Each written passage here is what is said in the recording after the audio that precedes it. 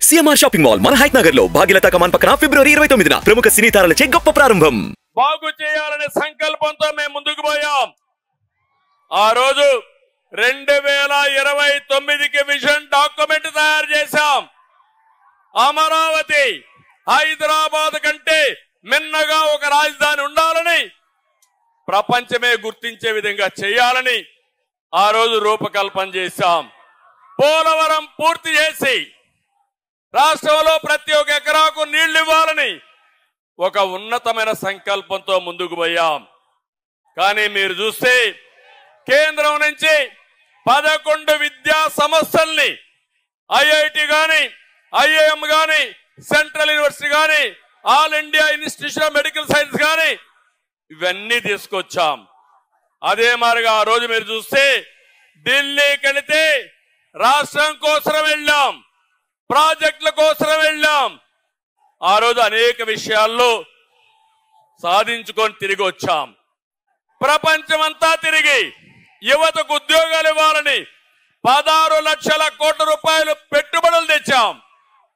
10 లక్షల మందికి ఉద్యోగాలు ఇచ్చాం. ఈ రోజు మీరు చూస్తా ఉంటే ఇవన్నీ కూడా ఇటుక పేర్చి కట్టినటువంటి సౌదాన్ని జగన్ వచ్చి ఒక గొడ్డలి పెట్టుతో మొత్తం నాశనం చేసే పరిస్థితికి వచ్చాడని చెప్పి కూడా మీకు తెలియజేస్తున్నా. తమిళలో ఇక్కడ మీరున్నారు. ఈ రోజు రాష్ట్రంలో ఒక సైకో పాలన ఉంది, అవునా కాదా అని మిమ్మల్ని అడుగుతున్నా. ఉంది అంటే చేలుపైకి ఎత్తండి.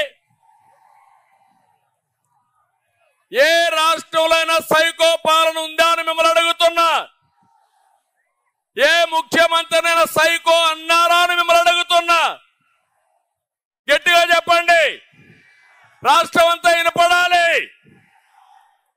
మా పొత్తు కూడా ఎందుకో మీరు ఆలోచిస్తే మీకు ఒక అవగాహన వస్తుంది.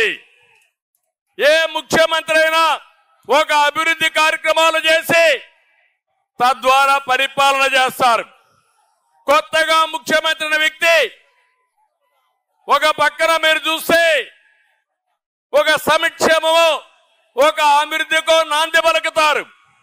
కానీ దురదృష్టం, ఈ ముఖ్యమంత్రి మొట్టమొదటిసారిగా మా ఇంటి పక్క నుండి ప్రజా వేదిక కూల్చి ఈయన పరిపాలన ప్రారంభించాడంటే ఎలాంటి వ్యక్తో ఒక్కసారి మీరు ఆలోచించుకోండి.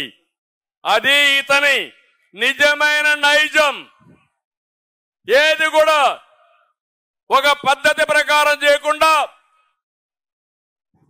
ఎక్కడికక్కడ ఒక విధ్వంసానికి దారి తీశాడు. ఒక పక్కన మీరు చూస్తే మీడియాని కంట్రోల్ చేయడం కోసం, ప్రతిపక్షాలని కంట్రోల్ చేయడం కోసం, మమ్మల్ని తిరగనీయకుండా చేయడం కోసం జీవో నెంబర్ 1 తీసుకొచ్చాడు. నియంత్రణ పెట్టాడు, మీటింగ్లు అడ్డుకున్నాడు, ప్రజాస్వామ్యాన్ని అపహాస్యం చేశాడు. అది తీసుకొచ్చి ఈ నిష్ట ప్రకారం ఎన్నికల ముందు ముద్దులు పెట్టిన ముఖ్యమంత్రి ఎన్నికల తర్వాత మీడియా పైన, అందరి పైన పిడిగుద్దులు గుద్దే పరిస్థితికి వచ్చాడంటే ఇది ఇతని స్వభావం.